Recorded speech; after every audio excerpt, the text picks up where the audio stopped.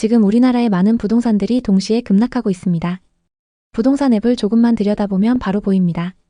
빌라는 가격을 아무리 내려도 거래가 안 되고 오피스텔은 월세 임차인 구하기가 어렵습니다. 전세는 더 말할 것도 없습니다. 아예 전세를 찾는 사람이 사라졌다는 말이 나올 정도입니다. 현장에서는 이런 이야기가 흔합니다. 빌라는 1억 이상 내려도 연락이 없어요. 오피스텔은 전세가 안 맞아서 월세로 돌렸는데 그것도 공실입니다. 대출 이자 내다 지쳐서 그냥 손해보고 내놨어요. 이게 일부 지역 이야기일까요? 아닙니다. 지방은 물론이고 수도권 외곽, 심지어 서울 인접 지역에서도 같은 모습이 보이고 있습니다. 지난 5일 인천의 한 신축 아파트 앞에서는 입주 예정자 수십 명이 깊은 절망감 속에 서 있었습니다. 그분들은 이렇게 말했습니다. 입주를 앞당길 수 있다면 뒤로 미루는 것도 가능하잖아요. 정말 필요한 건 입주 연기인데 왜 그것만 안 된다고 합니까? 시행사는 입주를 앞당겨 진행하면서도 정작 입주자들의 가장 절실한 요청인 연장은 받아들이지 않고 있습니다. 그렇다면 은행은 도움을 줄 수 있을까요? 그렇지 않습니다. 상황은 더 냉혹합니다. 중도금 대출 만기가 12월 31일 코앞으로 다가왔기 때문입니다. 대책위 회장은 이렇게 말했습니다. 연체 한 번 없던 평범한 시민이 2026년 1월 1일자로 신용불량자가 되는 게 정말 말이 됩니까? 이들은 비극적인 현실을 눈앞에 두고 있습니다. 왜냐하면 정부의 규제 때문에 잔금 대출의 한도가 절반 가까이 줄어들면서 대부분의 입주 예정자들이 잔금을 마련할 수 없게 되었기 때문입니다. 그 결과 이 단지에서는 전체 세대의 무려 25%, 약 150가구가 입주를 하지 못할 위기에 놓였습니다. 이게 이 현장만의 문제일까요? 불행히도 그렇지 않습니다. 지금 전국에서 같은 일이 벌어지고 있습니다. 저희 집 팔아요. 급매로 내놓습니다. 집은 좋은데 현금이 급해서 팔아요. 연락주세요. 요즘 부동산 카페, 부동산 플랫폼, 지역 단톡방에서 자주 보이는 글들입니다. 가격을 낮춰도 급매로 내놔도 심지어 2억 3억 손해보는 가격으로 던져도 연락이 없다는 사람들이 많아졌습니다. 지금 부동산의 가장 무서운 점은 집값이 떨어지는 게 아니라 팔 사람은 넘치는데 살 사람은 없다는 사실입니다. 한때 상승장이 모두의 판단을 흐리게 만들었습니다. 처음 본 분위기였습니다. 지금 사지 않으면 평생 못 산다. 영끌은 선택이 아니라 필수다. 빌라라도 사라, 안 사면 끝이다. 언론도 유튜브도 주변 사람들도 같은 말만 반복했습니다. 그때 부동산을 산 사람들은 지금 어떻게 됐을까요? 영끌에서 투자하면 부동산으로 부자 될 거라 믿었던 사람들. 전세 끼고 갭 투자하면 리스크 없이 집 한 채 늘릴 수 있다던 조언을 믿었던 사람들. 집값은 계속 오를 거라 굳게 믿었던 사람들. 그들이 지금 겪고 있는 현실은 상상 이상으로 냉혹합니다. 전세가가 떨어졌고 매매가는 더 크게 떨어졌고 전세 임차인이 빠져나가면서 역전세가 그대로 본인 몫이 되어버렸습니다. 이자는 계속 올라 생활이 어려운 수준이죠.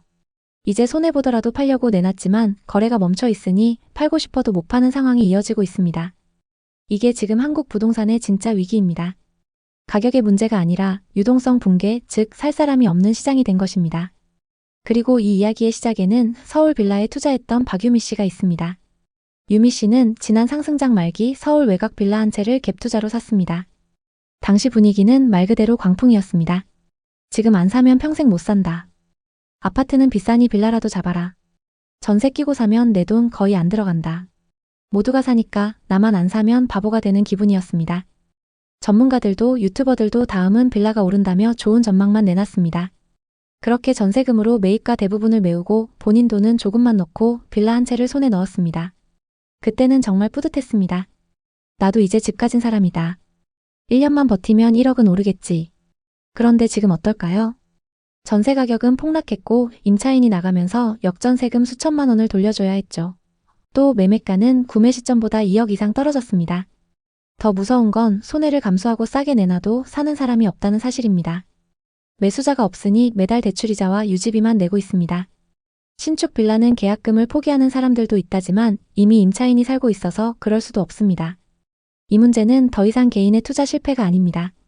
지금 같은 상황은 전국 곳곳에서 동시에 벌어지고 있으며 특히 빌라, 오피스텔, 외곽 아파트, 소형 상가에서 폭발적으로 드러나고 있습니다. 전세 사기 사건으로 전세 수요가 급격히 줄어들었고 빌라 자체를 찾는 사람들이 적어져서 매매 자체가 안 되고 있죠. 예전에는 은행에서 집을 담보로 돈을 쉽게 빌릴 수 있었지만 지금은 절대금액 자체가 제한되다 보니 모자라는 부분을 자기 자산으로 메워야 합니다.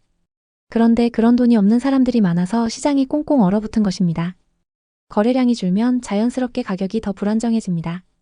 실제로 전체 시장은 소강 상태이고 대출 조이기로 인해 젊은 세대나 서민층 수요가 꺾인 상황입니다. 또 다른 사례를 한번 살펴보겠습니다. 강민수 씨의 이야기입니다. 이분도 빌라 투자로 크게 손해를 봤습니다. 그때 부동산 시장이 한창 뜨거울 때였습니다. 민수 씨도 뒤처질 수 없다는 생각에 덜컥 투자에 뛰어들었습니다. 대상은 용인에 있는 신축 빌라였어요. 6억짜리 신축 빌라를 대출 3억 5천만 원을 끼고 샀습니다. 재개발 호재가 있는 지역이었죠. 재개발만 되면 대박 날 거라는 말을 믿고 전 재산을 걸었습니다.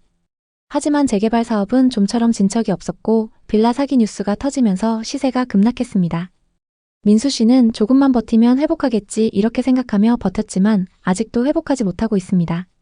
또 재개발 사업도 공사비가 늘어서 중단된 상태입니다. 언젠간 사업이 진행되고 가격도 회복할 수 있겠죠. 하지만 대출을 많이 받은 민수 씨는 매달 이자 내는 게 버거워서 손해를 보고라도 팔 수밖에 없는 상황입니다. 현재 서울 수도권에는 민수 씨와 비슷한 상황에 처한 분들이 많습니다. 특히 빌라와 다가구 건물은 전세 수요가 줄어서 상황이 더 심각합니다. 민수 씨처럼 레버리지를 활용해서 들어간 사람들이 시장 변동에 취약해진 것입니다. 민수 씨의 사례만 그런 게 아닙니다. 투자 실패 사례들은 정말 입이 떡 벌어질 정도로 많습니다. 아파트의 상황도 좋지만은 않은데요. 예를 들어 백오 신도시에 사는 최영식 씨 이야기를 해보겠습니다. 영식 씨는 4년 전 백오 신도시에 9억짜리 아파트를 샀습니다. 대출 5억, 자기 돈 4억으로요. 그때는 백옷은 무조건 오른다는 분위기였습니다. 신도시 개발과 함께 새로운 투자처로 주목받던 시기였죠. 하지만 지금은 어떨까요? 그 아파트 값이 6억 중반로 뚝 떨어졌습니다. 심지어 그 가격에도 안 팔리고 있죠. 대출 이자는 꼬박꼬박 나가는데 집값은 3억 가까이 떨어져서 너무 우울하다고 합니다. 영식 씨는 이렇게 말했습니다. 집값이 이렇게 떨어졌는데 이자는 오르니까 미치겠네요. 언제까지 버틸 수 있을지 모르겠어요. 이분처럼 고점의 대출을 풀로 받아서 매수한 사람들이 고금리와 집값 하락으로 고통받고 있습니다. 심지어 정부 규제 이후에는 서울 상급지의 가격도 떨어질 조짐이 보인다고 합니다. 실제로 송파구의 경우 작년 대비 아파트 거래가 60% 이상 줄어들었고 일부 단지는 매물이 쌓여도 매수자가 없는 상황입니다. 또 다른 사례로는 상업용 부동산입니다. 서울의 역세권에 작은 건물을 산 박연아 씨. 20억 중반 건물을 샀는데 대출이 19억이었어요. 원래는 임차인들이 꽉 차 있어서 월세 수익이 괜찮았지만 만기 때마다 임차인들이 나가면서 반 이상 공실이 됐습니다.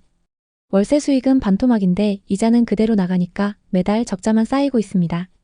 연아 씨는 결국 건물을 내놨지만 2년째 매수자가 없습니다. 차라리 손해보고라도 팔까라며 후회하고 있습니다. 비슷하게 김소정 씨는 강북에 20억짜리 꼬마 빌딩을 샀습니다. 대출 15억을 끌어다 썼는데 공실률이 30%가 넘어가면서 월세가 이자를 못 따라가고 있습니다. 이런 사례들을 보면 공통점이 있습니다. 다들 부동산은 무조건 오른다는 믿음으로 대출을 많이 끌어다 썼고 시장이 변하면서 그 부담을 감당하지 못하고 있는 것입니다. 아파트는 그래도 주거용이라 임차인을 구할 가능성이 있지만 상업용은 임차인 구하기가 정말 어렵습니다. 앞으로는 이런 실패 사례가 더 늘어날 수밖에 없습니다. 특히 입지가 조금 떨어지는 경우 공실이 80%를 넘는 곳도 많아서 주인들의 부담이 커지고 있습니다. 지금 왜 이렇게 줄줄이 무너지고 있는 걸까요? 여러 이유가 얽혀 있지만 가장 큰 건 대출 규제와 고금리 기조입니다. 예전에는 20억짜리 집 사면서 15억 대출 받는 게 가능했지만 지금은 그게 안 되니까요. 게다가 금리가 낮아지지 않아서 이자 부담이 큰 상황입니다. 또 시장에 매물이 너무 많습니다. 지금 아니면 못 팔 거라는 생각에 지방이나 경기도 외곽의 부동산을 던지려는 사람들이 많습니다. 하지만 정작 매수자는 없습니다. 그래서 거래가 멈춘 상태에서 집주인들만 이자 부담에 허덕이고 있는 것입니다. 특히 상업용 부동산은 공실률이 치명적입니다. 예전에는 역세권 건물이면 임차인 걱정 없었지만 지금은 자영업자들이 힘들어지면서 임차인 구하기가 어려워졌습니다. 공실률이 30에서 50%까지 치솟은 빌딩도 많습니다.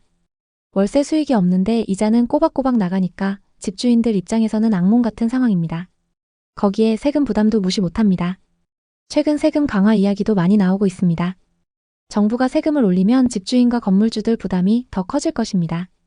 이런 요인들이 겹치면서 대출 레버리지를 활용했던 사람들이 가장 먼저 무너지고 있습니다.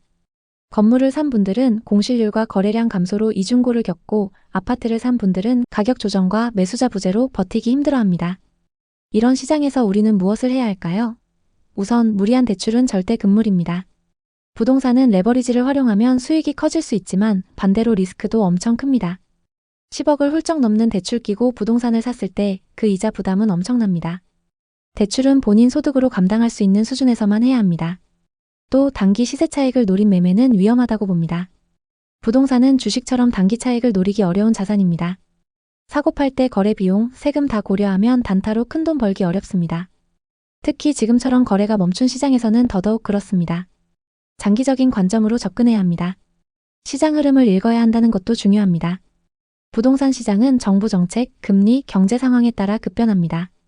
지금과 반대로 시장이 안정화되고 저렴한 매물이 늘어나면 그때 기회를 노려보는 게 좋습니다.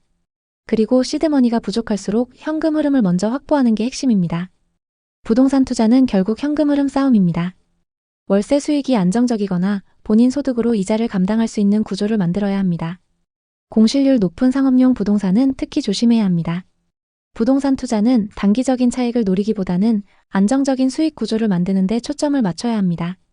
물론 장기적으로 보면 부동산은 여전히 매력적이지만 단기적으로는 조심해야 할 타이밍입니다. 담보대출뿐만 아니라 전세대출을 강화하면서 임대차 시장도 불안정해졌습니다. 대출에 의존했던 분들은 더 힘들어질 수 있습니다. 여러분 오늘 이야기 어떠셨나요? 만약 여러분도 투자 계획이 있다면 과도한 대출은 지양하고 정책과 시장의 변화를 반드시 확인하시기 바랍니다. 오늘도 끝까지 시청해 주셔서 감사합니다.